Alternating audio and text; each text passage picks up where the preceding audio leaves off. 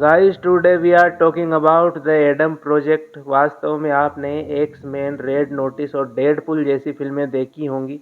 अगर नहीं देखी है तो जल्दी ही हम उनका रिव्यू भी लेकर आएंगे आपके लिए। कहानी की शुरुआत में एडम नाम का एक शख्स सन 2050 में कुछ लोगों से बचकर भाग रहा है। वास्तव में इस टाइम पे टेक्नोलॉजी बहुत ही उन्नत किस्म की थी और मनुष्य ने टाइम ट्रेवलिंग मशीन बना ली थी। इसलिए एडम को इसी को ख़त्म करना था। आगे हम बताएंगे कि क्यों। किसी तरह से एडम ट्रेवलिंग करके सन 2022 में पहुंच जाता है। दूसरी ओर हमें बताया जाता है एडम का 2022 वाला रूप, जहां रे और चक नाम के दो लड़के हमेशा उसकी धुलाई करते हैं। इसके बाद में उसकी माँ को कॉलेज में बुलाया जाता है और वहां से उसे रेस्ट्रिकेट कर दिया जाता है। रात को उसकी माँ कहती है कि बेटा आज मैं जा रही हूँ डेट पर। वास्तव में उसके पिता मर चुके हैं 1.5 साल पहले। उसकी माँ उसे समझा के जाती है कि गेम नहीं खेलना, खाना खाना है। लेकिन बच्चे तो बच्चे होते हैं। माँ के जाते ही गेम शुरू। तभी उसका कुत्ता हॉकिंस किसी आवाज़ को सुनकर बाहर चला जाता है। पीछे से ही एडम भी चला जाता है। वो देखता है कि उसके पिता के गैरेज में कोई आदमी है। वो उससे पूछता है कि तुम कौन हो, तो वह बताता है कि मेरा स्पेस शिप खराब हो चुका है और मुझे लगी है गोली। तो भैया जब तक मैं सही नहीं होऊंगा तुम्हारे ही घर पर रुकूंगा। इसके बाद में एडम वही काम करता है जो छोटा एडम कर रहा होता है। वास्तव में ये दोनों एडम ही है, लेकिन एक फ्यूचर से आया है सन 2050 से और दूसरा सन 2022 मतलब प्रेजेंट का है।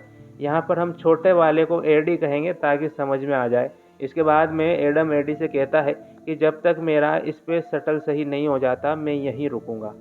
इसके बाद में वह एडी को यकीन दिलाने के लिए अपने स्पेस शटल में ले जाता है। वास्तव में स्पेस शटल के ऑटो रिपेयर के लिए एडम के डीएनए की ज़रूरत थी, लेकिन उसका खून बह चुका था। तो वह अब एडी के डीएनए से उसको एग्जिस्ट करता है और इसकी वजह से फिर से उसका जो स्पेस शटल है रिपेयर होना शुरू हो जाता है। वहां से लौटकर एडम अपने पिता के गैरेज में जाकर सो जाता है। दूसरी ओर उसकी माँ भी लौटकर आ जाती है, लेकिन एडी उन्हें कुछ नहीं बताता है। एक और हम देखते हैं कि एडम बड़ा इमोशनल हो रहा है अपनी माँ को देखकर, क्योंकि वो अपनी माँ से बहुत प्यार करता है। अगली ही सुबह एडी की मॉम चली जाती है ऑफिस और दूसरी ओर एडी चला जाता है एडम के पास। उसके पास जाकर कहता है कि तुम्हें इलाज की ज़रूरत है, तुम्हें गोली लगी हुई है, चलो मेडिकल पे चले। इसके बाद एडम कहता है कि हाँ ठीक है। वह अपना स्पेस सूट पहन कर जाने लगता है। तभी एडी कहता है कि तुम्हें इस पर लगा खून नहीं दिख रहा है क्या, अपने पिता की जैकेट पहन लो। जैसे ही वह अपने पिता की जैकेट लेने जाता है तो वह कहता है कि 1.5 साल पिता को मरे हो चुके हैं, लेकिन अभी तक ये सुरक्षित है। तो एडी कहता है कि मॉम पिता से बहुत प्यार करती थी। रास्ते में फिर से रे और चक एडी को मारने की कोशिश करते हैं, लेकिन इस बार एडम कहता है कि तुम इनसे कहो कि तुम्हारा केला छील दूंगा और तुम्हारी हड्डियां तोड़ दूंगा। एडी को तगड़ा गुस्सा आ जाता है, लेकिन रे फिर उसको एक रख देता है। इसके बाद एडम को गुस्सा आता है। वह कहता है कि मैं ज़िंदगी से तुम्हें मारने की सोचता हूँ। अब मेरे पास मौका है, लेकिन मैं चाहता हूँ कि तुम अब भी सुधर जाओ और एडी के साथ लपड़े में मत पड़ो। घर पहुंचकर एडी एडम के मोबाइल से उसे एक फ़ोटो निकाल कर बताता है लोरा की। दूसरी ओर माया पहुंच जाती है सन 2022 में टाइम ट्रेवलिंग के द्वारा। सारा कांड इसी का था।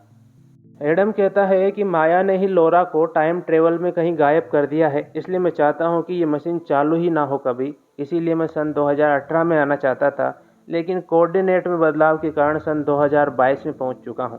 तभी सोरियन यानी कि माया के लोग वहाँ आ जाते हैं। बड़ी धमाकेदार लड़ाई होती है। इसके बाद ये दोनों वहाँ से भाग जाते हैं और तय करते हैं कि अपने पिता के पास जाएंगे। उन्होंने ही इस मशीन को बनाया था। अपने स्पेस शटल में बैठते हैं और फिर से सोरियन यानी कि माया से भागने की कोशिश करते हैं। यहाँ पर एडम फिर से एक लूप होल का निर्माण करता है। इसके बाद में ये लोग पहुँच जाते हैं सन 2018 में, जहाँ इनके पिता एक कॉलेज में लेक्चर हैं और वही जो है इस मशीन को ईजाद कर रहे हैं। यहाँ पर एडम और एडी अपने पिता लुइस से मिलते हैं और उन्हें समझाने की कोशिश करते हैं कि जो मशीन आपने बनाई थी उसको माया ने पेटेंट करवा लिया है और वह सन 2050 में उसका दुरुपयोग कर रही है। इसके बाद उसके पिता कहते हैं कि बात जो भी हो, लेकिन हम समय के साथ खिलवाड़ नहीं कर सकते। मैं नहीं चाहूँगा कि वो मशीन चले ही ना। यहाँ पर एडम तो गुस्सा होकर चला जाता है अपने पिता से और एडी उन्हें समझाता है, लेकिन वह कहते हैं कि फ्यूचर का मुझे कुछ मत बताओ, क्योंकि एडी को पता है कि आने वाले 2 साल में पिता की मृत्यु होने वाली है। दूसरी ओर माया भी अपनी पास्ट वाली माया से आकर मिलती है और उससे कहती है कि तुम्हें लुइस और एडम दोनों को मारना पड़ेगा। दूसरी ओर एडम और एडी तय करते हैं कि अब हम दोनों ही मिलकर इस मशीन को ख़राब कर देंगे। अब वो चले जाते हैं सोरियन के उसी ऑफिस में जहाँ पर मशीन रखी हुई है। यहाँ फिर से धमाकेदार लड़ाई होती है, लेकिन किसी तरह से लुइस भी वहाँ पहुँच जाता है अपने बच्चों को बचाने के लिए। इसके बाद लुइस एडम को लेकर अंदर जाता है। वहाँ पर उस मशीन की हार्ड ड्राइव निकाल लेता है ताकि वो कुछ चीज़ कैलकुलेट ही ना कर पाए, मतलब टाइम ट्रेवलिंग को ही कैलकुलेट ना कर पाए तो चलेगी भी कैसे। इसके बाद दोनों माया फास्ट और फ्यूचर वाली वहाँ आ जाती है। वह एडी को मारना चाहती है, लेकिन गोली गलती से कांच में लग जाती है। इस वजह से वहाँ पर मैग्नेटिक इम्पल्स चालू होते हैं जो प्रत्येक इंसान को, मतलब प्रत्येक लोहे को अपनी तरफ खींच रहे होते हैं। मूवी का ये वाला सीन बड़ा ही औसम है। इसके बाद में माया लुइस की तरफ गोली चलाती है, लेकिन गोली बनी है स्टेनलेस स्टील की, तो उसको भी मैग्नेटिक इम्पल्स अपनी तरफ आकर्षित करती है और गोली लग जाती है फास्ट वाली माया को जाकर। इसके बाद में फास्ट वाली तो होती है ख़त्म, फ्यूचर वाली भी ख़त्म हो जाती है, क्योंकि जब फास्ट में कुछ नहीं होगा तो फ्यूचर में कैसे जाएगा।